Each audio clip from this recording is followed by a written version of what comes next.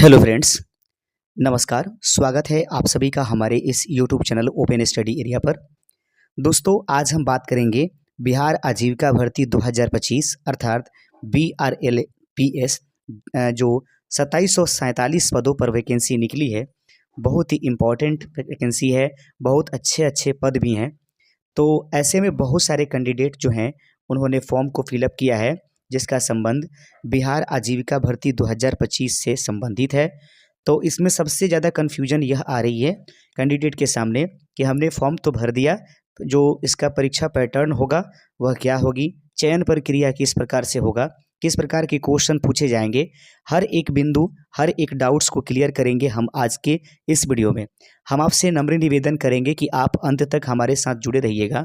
और हम सिर्फ इसमें नियम शर्तें ही नहीं बताएंगे, जबकि बल्कि ये भी बताएंगे कि क्वेश्चन किस प्रकार से होता है, तथा साथ ही साथ हम इसमें 10 से 12 क्वेश्चन आपको एक मॉक टेस्ट के रूप में देंगे, जो प्रीवियस ईयर पर आधारित होगा, जिससे स्पष्ट हो जाएगा कि बिहार आजीविका भर्ती 2025 के लिए आपको किस पद के लिए कैसी तैयारी करनी चाहिए या क्या क्या पढ़ना चाहिए। आप जरूर इस चैनल पर नए होंगे तो बिहार आजीविका भर्ती 2025 की तैयारी के लिए हमारे इस चैनल को सब्सक्राइब जरूर कर दीजिएगा। दोस्तों, यदि 2 दिनों के अंदर इस वीडियो पर टोटल जो व्यूज़ है वह 2000 के करीब करीब, यानी 1000 और 2000 के बीच में, तथा लाइक जो है 500 के करीब करीब यदि आ जाती है तो हमारी यूट्यूब चैनल बिहार आजीविका भर्ती 2025 की तैयारियां कराने शुरू कर देंगे। साथ ही साथ दोस्तों, यदि आप चाहते हैं कि हमारा यूट्यूब चैनल बिहार आजीविका भर्ती 2025 के लिए आपको PDF ई बुक तैयार करके दे दे, जिससे आपको प्रैक्टिस करने में आसानी हो जाए तथा सभी बिंदुओं को आप अच्छे से समझ जाइए, तो हमें कमेंट करके ज़रूर बताइएगा। अब आइए, ये रही बातें जो इम्पोर्टेंट थी। अब आइए मुख्य बात, जिसको हम लोग सिलेक्शन प्रक्रिया तथा इसके सिलेबस को समझेंगे। सबसे पहले बिहार आजीविका भर्ती 2025 BRLP PS 2747 परीक्षा पैटर्न और चयन प्रक्रिया, सिलेक्शन का स्टेप्स क्या होगा। सबसे पहले दोस्तों, इसमें बहुत सारी चीज़ें हैं, बहुत सारे पोस्ट है। ऑफिस जो असिस्टेंट और ब्लॉक IT एग्जीक्यूटिव है, उसके लिए क्या करना है, ठीक है। उसके लिए आसान है कि इसका जो सिलेक्शन होगा, सबसे पहले आपको CBT देना होगा, ठीक है। ये CBT को हम लोग बोलते हैं कंप्यूटर बेस्ड टेस्टिंग टेस्ट, अर्थात इसको आप लोग को कंप्यूटर बेस्ड टेस्ट देना होगा।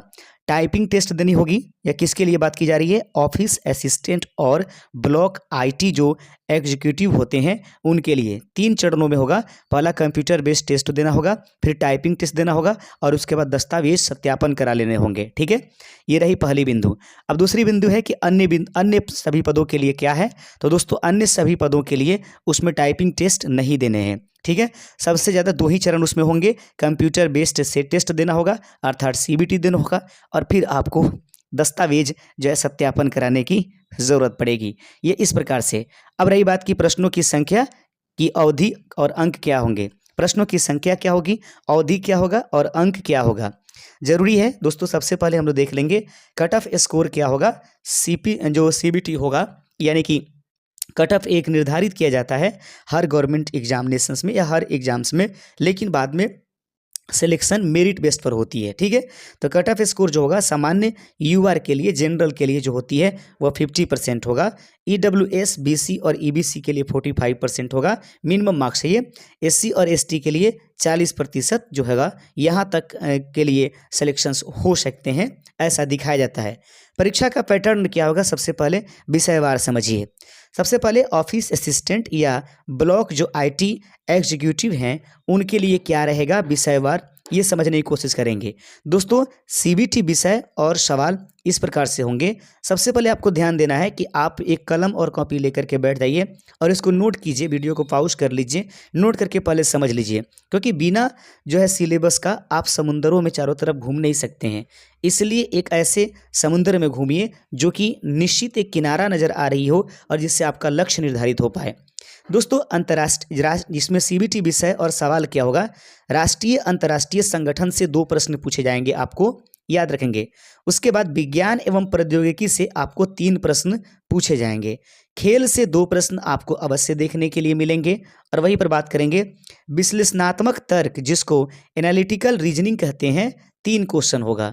अंक गणितीय एवं स्थानिक जो तर्क होगा, जिसको अर्थमेटिकल एंड स्पेशल रीजनिंग कहते हैं, स्पेशियल रीजनिंग कहते हैं, उससे 3 क्वेश्चन होगा। तो उम्मीद करते हैं कि यहाँ तक आपको समझ में आया। अब अगली बिंदु है वर्गीकरण। वर्गीकरण यानी कि रीजनिंग से ही क्लासिफिकेशन थे 3 क्वेश्चन।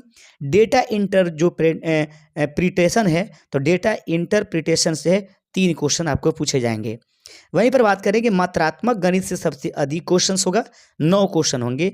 मिलान कंसेप्ट जो होगा, मैचिंग कंसेप्ट से 2 क्वेश्चन आपको पूछे जाएंगे। विषय ज्ञान जिसको सब्जेक्ट नॉलेज कहते हैं, उसमें से 20 प्रश्न होंगे। यानी कि सबसे ज़्यादा जिस विषय के लिए आप जो है ये कर रहे हैं, या जिस पद के लिए आप जो है अप्लाई कर रहे हैं, उस पद से संबंधित सब्जेक्ट नॉलेज से 20 क्वेश्चन। दूसरे नंबर पर मैथमेटिक्स आती है। कंप्यूटर प्रोसेसिंग टेस्ट जो होगा वो आगे चलेगा। दूसरी चरण में आपको कंप्यूटर जो प्रोसेसिंग टेस्ट है वो 10 अंकों का होगा। कुल 60 प्रश्न होंगे, याद रखिएगा। क्या कुल 60% प्रश्न होंगे जो कि आपको पूछा जाएगा किस रूप में, एमसीक्यू के रूप में। 70 मिनट आपको समय दिए जाएंगे और टाइपिंग टेस्ट जो पैटर्न होगा वह 10 अंक का होगा। याद रखेंगे, सबसे पहले आपको मॉक टाइपिंग की मौका दिया जाएगा, जिसमें हिंदी मंगल फॉन्ट का प्रयोग करके 40 शब्द 2 मिनट में आपको टाइप करने होंगे। अंग्रेजी 60 शब्द जो होगा वह 2 मिनट आपको समय दिया जाएगा, जिससे कि आप मॉक टाइपिंग वहाँ पर कर पाइए। वास्तविक टाइपिंग जिससे आपका सिलेक्शन होगा वो इस प्रकार होगा कि आपको हिंदी में 150 शब्द टाइप करने हैं 5 मिनट में। यदि 5 मिनट में अगर 150 शब्द या उससे अधिक शब्द आप टाइप कर देते हैं, उस कंडीशंस में आपको 5 अंक मिल जाएंगे। अंग्रेजी की भी टाइपिंग करनी है, 200 शब्द टाइप करना है और उस समय 5 मिनट का समय दिया जाएगा और 5 अंक होंगे। 200 शब्द यदि 5 मिनट में या 200 से अधिक शब्द कर देते हैं अंग्रेजी में, और हिंदी में 150 शब्द 5 मिनट में या 150 से अधिक कर देते हैं, तो कुल मिलाकर के आपको जो है ये आपको 10 अंक मिलेंगे। तो यहाँ पर 5 और 5 कितने हो जाएंगे, 10 मिनट, और सॉरी यहाँ 5 और 5 10 मिनट, और मॉक टेस्ट का 14, तो 4 अंक, 4 मिनट, कुल मिलाकर के 14 मिनट में आपको 10 अंक हासिल करने हैं। याद रखिएगा, जबकि 10 मिनट वाला ही आपके स्कोर में जोड़ा जाएगा, ऊपर वाला मॉक टाइपिंग होगा वो देखा जाएगा। ये था जो मुख्य आपके पास था। अन्य सभी पद यानी कि वो जो ऊपर वाले 2 पद दिए गए थे उनको अगर छोड़ दिया जाए तो अन्य सभी पद के लिए सीबीटी विषय और सवाल रहेंगे। याद रखेंगे, सीबीटी विषय और सवाल किस प्रकार से होगा, पुरस्कार और सम्मान से, अवार्ड एंड ऑनर से 3 क्वेश्चन, महत्वपूर्ण योजनाओं गवर्नमेंटल जो स्कीम है उससे 3 क्वेश्चन, भारत का इतिहास आधुनिक से 3 क्वेश्चन आपको पूछे जाएंगे। यानी इसमें इतिहास में आपको आधुनिक भारत को पढ़ने हैं। राष्ट्रीय अंतर्राष्ट्रीय जो संगठन है उससे 3 क्वेश्चन, विज्ञान और प्रौद्योगिकी से 3 क्वेश्चन, ये अन्य पदों के लिए है। और जिसमें जो दोस्तों टाइपिंग वाला है उसमें 60 क्वेश्चन रहेगा। अन्य पदों के लिए देखते हैं किन क्वेश्चन, कितने क्वेश्चन। खेल कूद के लिए 2 क्वेश्चन आपको रहेंगे। विश्लेषणात्मक जो तर्क है उससे 3 क्वेश्चन, अंक गणितीय स्थानिक तर्क से 3 क्वेश्चन, वर्गीकरण क्लासिफिकेशन से 3 क्वेश्चन आपको पूछे जाएंगे। वहीं पर बात करें डेटा जो इंटरप्रिटेशन है उससे 3 क्वेश्चन, मात्रात्मक गणित से यहाँ पर भी 9 क्वेश्चन, मिलान कॉन्सेप्ट से 2 क्वेश्चन, और विषय ज्ञान जिस पद के लिए आप अप्लाई कर रहे हैं उस कंडीशंस में यहाँ पर 10 क्वेश्चन, कंप्यूटर प्रोसेसिंग से 10। इस प्रकार से कुल 70 प्रश्न आपसे पूछे जाएंगे। याद रखेंगे, कुल 70 प्रश्न पूछे जाएंगे और यह जो है आपको 80 मिनट के अंदर कंप्लीट कर देना होगा। यानी कहने का मिनट 1 घंटा और 20 मिनट के अंदर आपको 70 क्वेश्चनों को निपटा देना होगा। दोस्तों उम्मीद करते हैं कि आपको ये समझ में आ गया। जो ये पदवार सिलेबस है उसमें तब क्या क्या पढ़ना होगा। जैसे कि आप यहाँ देख रहे हैं ना, जैसे एक लिखा गया है यहाँ पर 10 अंकों वाला आपके पास प्रोसेसिंग विषय ज्ञान। तो विषय ज्ञान जो होना चाहिए पद के हिसाब से, वो पद के हिसाब से विषय ज्ञान में क्या क्या होनी चाहिए। जैसे जो लोग ब्लॉक प्रोजेक्ट और मैनेजर की तैयारी के लिए फॉर्म भरे होंगे उनको अपने विषय ज्ञान में क्या क्या पढ़ना है ज़रूर देखिएगा। ग्रामीण समाज और शासन, दीनदयाल अंत्योदय योजना NRLM पढ़ना है, सहकारी संस्थाओं एवं SHG गठन के बारे में पढ़ना है, वित्तीय समावेशन को पढ़ना है, और आजीविका संवर्धन और परियोजना से प्रबंधन को आपको पढ़ने हैं। ठीक है, अब देखिएगा आजीविका विशेषज्ञ के लिए अगर आपने ये फॉर्म अप्लाई किया होगा, जिसको लाइवलीहुड स्पेशलिस्ट कहते हैं, तो उस कंडीशन में आपका जो विषय ज्ञान होगा 20 अंकों वाला, वो अगर सतत कृषि और जलवायु प्रतिरोध खेती से क्वेश्चन, पशुधन प्रबंधन, दूध पोल्ट्री मत्स्य पालन और से क्वेश्चन, मूल्य श्रृंखला विकास, ग्रामीण उद्यम विकास और समूह संस्था से आपको क्वेश्चन पूछे जाएंगे। जो भी व्यक्ति क्षेत्र समन्वयक अर्थात एरिया कोऑर्डिनेटर का फॉर्म अप्लाई किए होंगे जीविका में, उनके लिए जरूरी है कि ग्रामीण विकास अवधारणा से आपको अपना विषय ज्ञान होना चाहिए, केंद्रीय एवं राज्य सरकार की योजना होनी चाहिए, SHG VOCLF संगठनों की संरचना, बैंक लिंकेज और वित्तीय साक्षरता आजीविका संवर्धन से आपको ज्ञान होनी चाहिए। उम्मीद करते हैं दोस्तों कि आपको बहुत कन्फ्यूजन महसूस होगा, घबराइए नहीं, कुछ क्वेश्चंस कराएंगे और आपकी आदेश अगर होगी तो हम प्रैक्टिस सेट का ई बुक तैयार कर देंगे, जिससे कि आप बिल्कुल आसानी पूर्वक इसको समझ जाइएगा और तैयारी बहुत ही अल्प समय में बेहतर तरीके से कर लीजिएगा। लेखाकार के लिए फॉर्म, अगर लेखाकार पद के लिए आपने फॉर्म अप्लाई किया है जिसको अकाउंटेंट कहते हैं, तो उसके लिए आपका विषय ज्ञान होना चाहिए कार्यालय प्रशासन और संचार, डेटा प्रविष्ट, MS ऑफिस, गूगल स्वीट, प्रवीणता, बैठक, रिकॉर्ड, पत्राचार एवं आपूर्ति प्रबंधन। दोस्तों इस संबंध में बात करें कि प्रवीणता, बैठक, रिकॉर्ड, पत्राचार एवं आपूर्ति प्रबंधन, टीम वर्क, समस्या सुलझन और कौशल से संबंधित आपसे क्वेश्चन इसमें आजीविका में पूछे जाएंगे। अगर आपने आजीविका के लिए सामुदायिक समन्वयक अर्थात कम्युनिटी कोऑर्डिनेटर के लिए अगर आपने फॉर्म अप्लाई किया है, तो उस कंडीशंस में आपको क्या देखना होगा। इसमें आपको विषय ज्ञान होने चाहिए ग्रामीण विकास, पंचायत राज और अर्थव्यवस्था, केंद्र राज्य योजनाएं आपके पास होनी चाहिए। दोस्तों एक भी बिंदु को छोड़ करके हटिएगा नहीं, क्योंकि बहुत ही बेहतर तरीके से आपको एक्सप्लेन किया जा रहा है, फिर आपको क्वेश्चन करा देंगे, हर एक समस्या दूर हो जाएगी। SHG VOCLF बैंक लिंकेज और बीमा उत्पाद, कृषि, पशुधन, बागवानी और ग्रामीण बाजार से संबंधित जो है आपको विषय ज्ञान होना चाहिए। यदि आप ब्लॉक IT कार्यकारी यानी कि ब्लॉक IT एग्जीक्यूटिव के पद के लिए आपने अप्लाई किया है, तो आपको जो होगा आपका विषय होगा, उस समय विषय ज्ञान होना चाहिए कंप्यूटर हार्डवेयर, सॉफ्टवेयर, सुरक्षा, साइबर और डेटा प्रबंधन, SQL, ये PL/SQL, MS ऑफिस, प्रोग्रामिंग और पाइथन, जावा, C और तथा C++ के बारे में आपको ज्ञान होनी चाहिए।